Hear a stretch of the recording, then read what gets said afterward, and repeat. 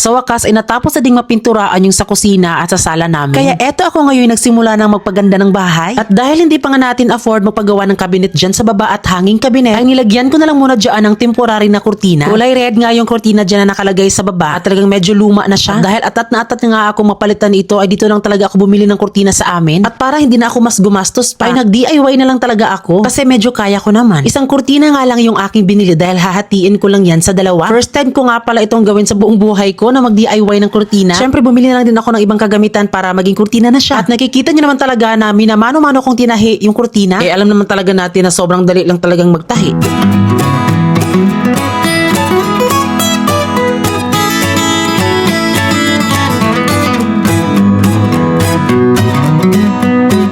Dahil medyo tapos ko na nga siyang itahi, ay ginupit-gupit ko na po yung sa may gitna kasi wala man po akong pangbutas. Kaya syempre DIY pa rin talaga.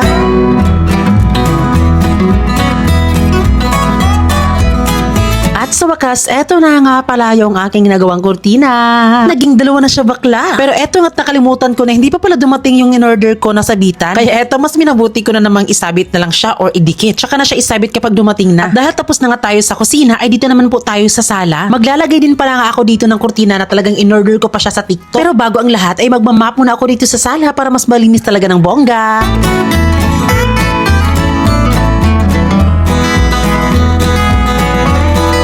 At dahil naka-order nga din pala ako dito ng all-purpose cleaner na Sea Waste, ay syempre yan po yung ginamit ko sa sahig. Dahil medyo madami nga yung nabili ko nito, kaya sinubukan ko nang talagang gamitin ito sa tiles. At perfect, medyo goods naman po siya dahil nakakakuha din po ito ng kalawang. At syempre, disclaimer, hindi po ito sponsor. Medyo sawang-sawa na talaga ako sa curtain rod, kaya napabili talaga ako dito ng curtain rail. Ang kagandahan kasi nito is ididikit mo lang siya sa ceiling tapos parang di na siya halata na may pinagkabitan po ng kurtina. Kukunin mo nga pala yung kulay pula para maidikit na po yung curtain rail. Karibintana pala dito sa amin is 2 meters po yung ilalagay ko dyan. Bali, ipapasok mo lang yung maliit na kulay puti sa dulo niya. Bali, wag mo lang ipasok lahat dahil idudugtong pa ang isang curtain rail. At eto na po yung kanyang itsura kapag nadugtong na. O diba, sobrang dali lang.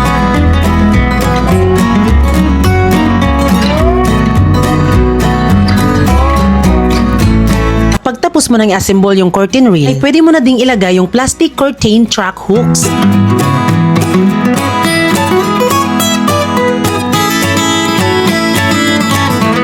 At eto po yung aking nabili na sheer curtain. Grabe, ang lakas makasasyal. Manipis nga lang pala itong sheer curtain na nabili ko. Pero girl, kapag nalagay mo ito sa bahay mo, ay doon ako dahil parang nasa hotel talaga. Madami pa nga itong kulay, pero itong off-white talaga ang pinakamabenta sa lahat. Eto na nga yung twist na isi-share ko sa inyo. Dahil nakalimutan kong mag-order ng curtain ring C-shape. At talagang sa araw na yan, nililibot ko talaga makahanap pang ng curtain ring C-shape. Pero bakla, wala talaga. Uy, Ginoo ko. Buti na lang talaga at napadpad talaga ako doon sa may tindahan. Kaya yan yung ginamit ko. R-pillar, mga bakla. Grabe naman ang pag-iisip na yan. No choice na talaga ako kaya ginawan ko na talaga ng paraan. Bet ko sana yung mga kulay puti lahat pero hindi daw pwede na puti lang daw. Dapat isali daw po yung kulay black kasi isang set daw po yan. Kaya nag-go na lang talaga ako kasi sa 100 pesos po is naglalaman po siya ng 12 pieces o diba hindi ka nalugi bakla. Bali ang R-pillar na yan is ipapasok mo lang dyan sa curtain hook o diba kung ano-ano lang talaga yung naiisip ko. Bali yung paglagay ko is color white, color black, color white, color black. So ganun lang para medyo hindi naman mahalata no na may basta magamit lahat po ng mga itim at puti. Ganyan ang atake bakla.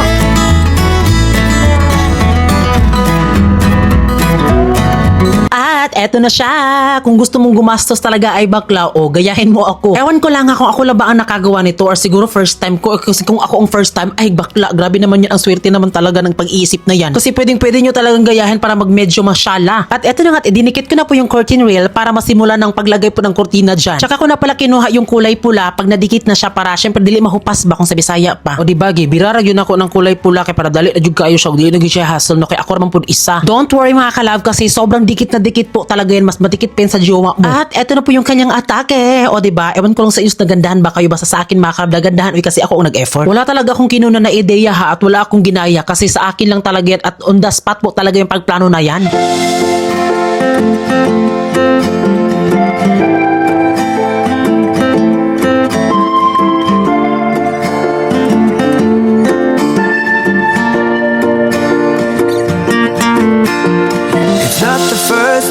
That I'm happy.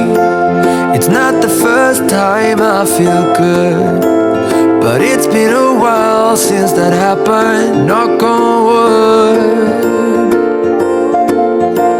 I try to stay cool on the surface. I'd ask you to stay if I could. Though my lips are sealed, you still get me, yeah you do. That's why I said that we should be more than Stay put lang kayo dyan. Ang pangit pang i-montage kasi parang ang pangit pa no kasi yung kurtina mga kalab, gumuot good kay siya mo nang giplansya sa jud na ako siya. Abutan na nga pala ako ng hapon dito mga bakla. Grabe, sobrang hirap talagang mag-design ng bahay no. Just you know ako din town oy.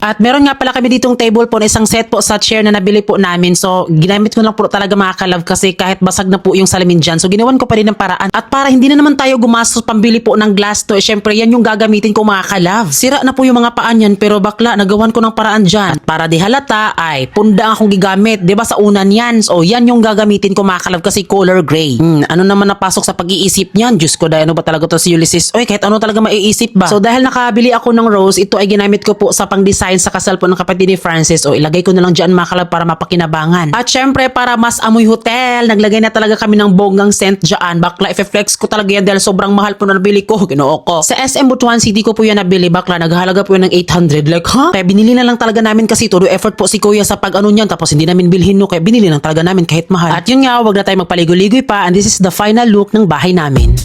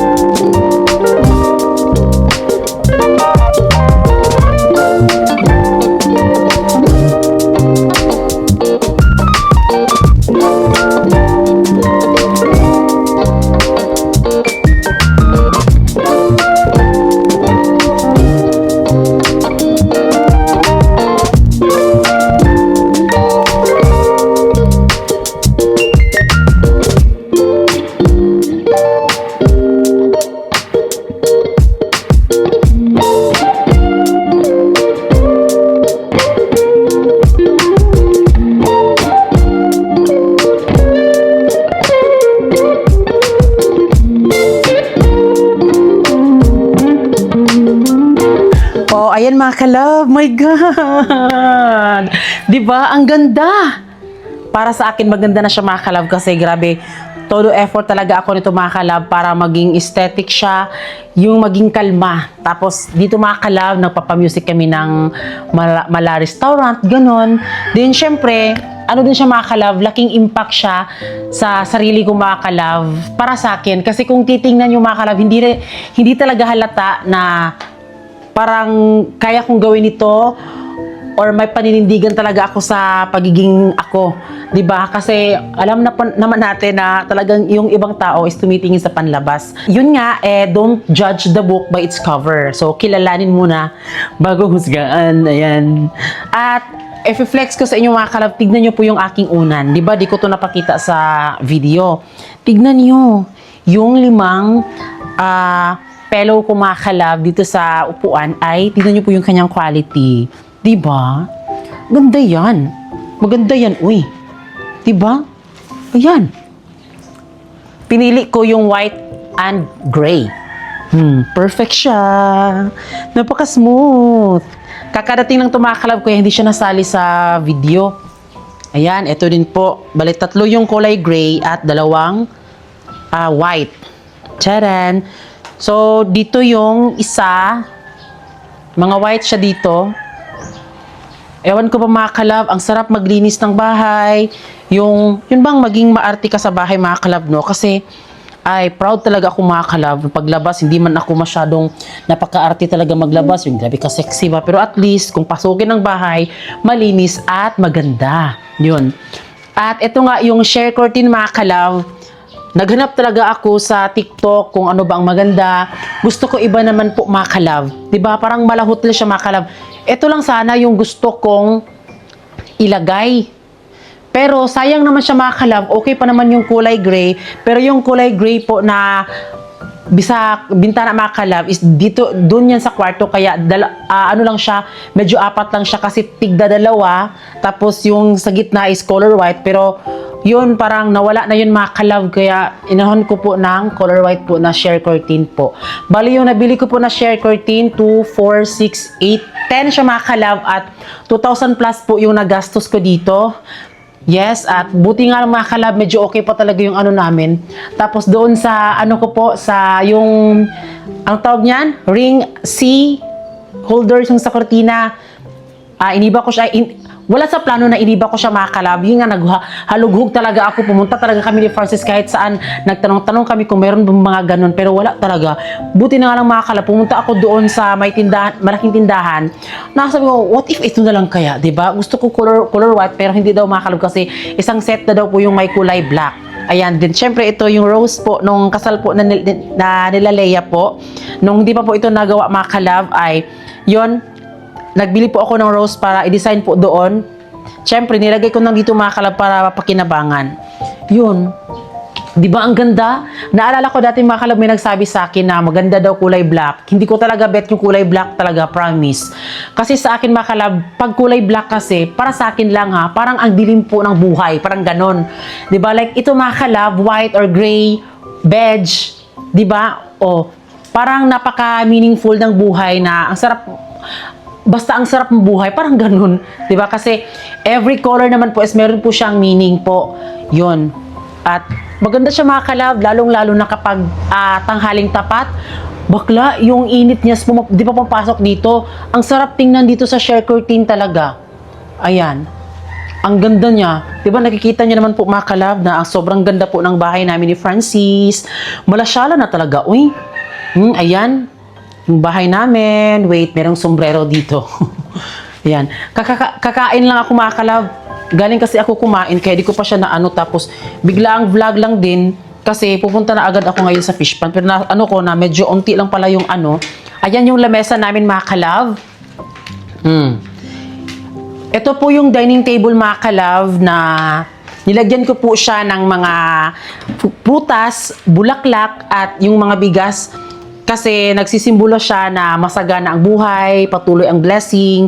Yun bang pasalamat tayo sa mga blessing na natanggap natin mga kalab.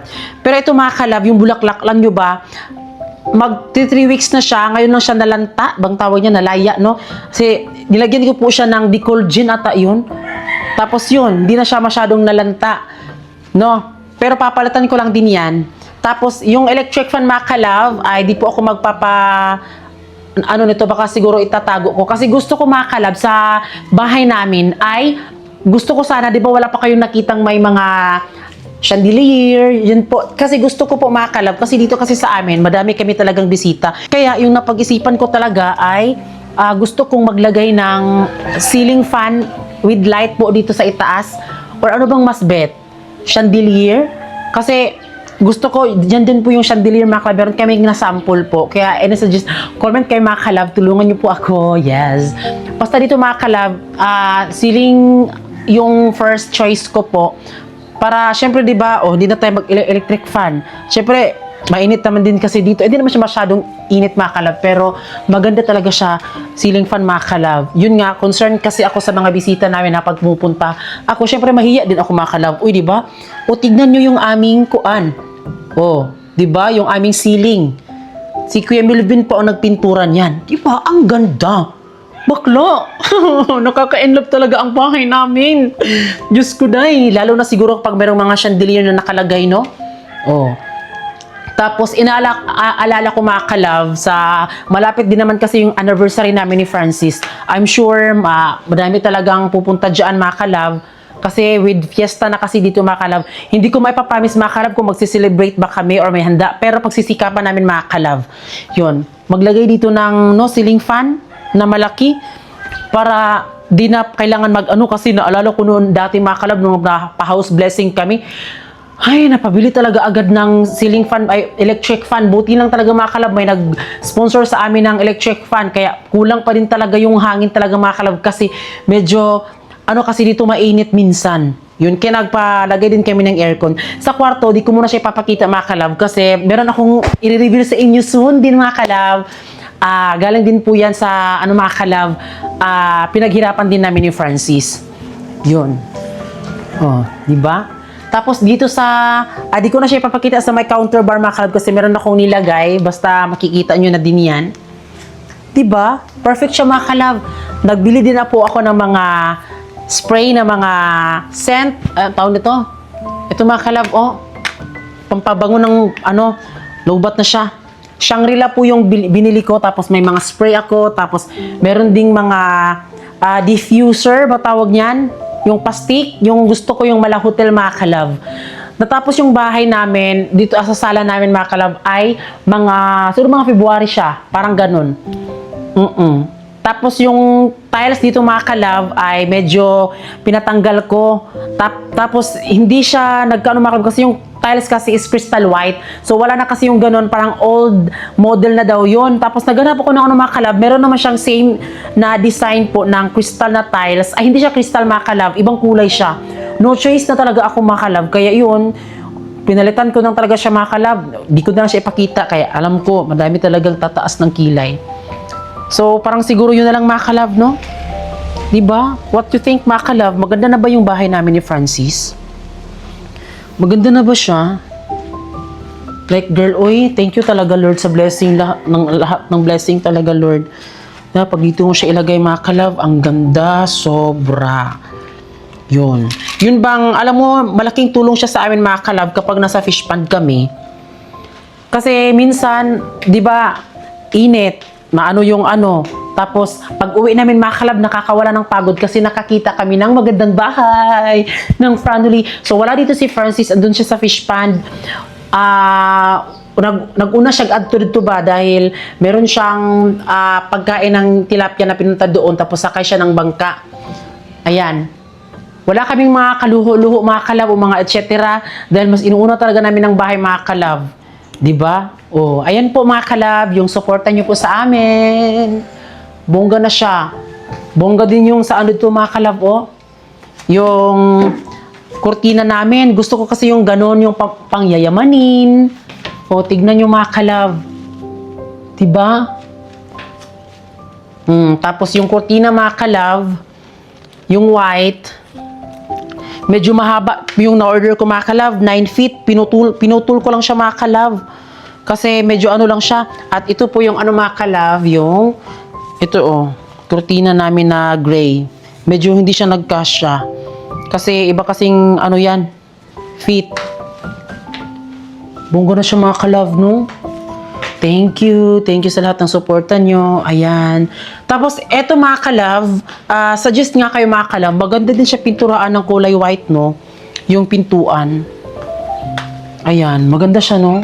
Pintuan siya, siya ng white or gray, kaya? Or same lang siya na ganito. Ano ba? What you think? Tapos meron akong nabiling mga kalab, yung wallpaper po na malagold siya, then may pagka-gray. Ilalagay ko sana dito siya sa likod. Then maglalagay siya ng PVC panel. Okay lang ba siya? Kasi di ba parang kumuna siya kung gagawin ko din yung ganun. Basta yung, hindi din, kasi ako padalos-dalos mga kalab na mag-design, di ba? Kasi, siguro pag nadikit mo, di ba, ang pangit, ang sakit sa mata. Di ba? Kaya, pag-isipan ko talaga ng maayos mga kalab, bago, siya, nag-research din, ganun.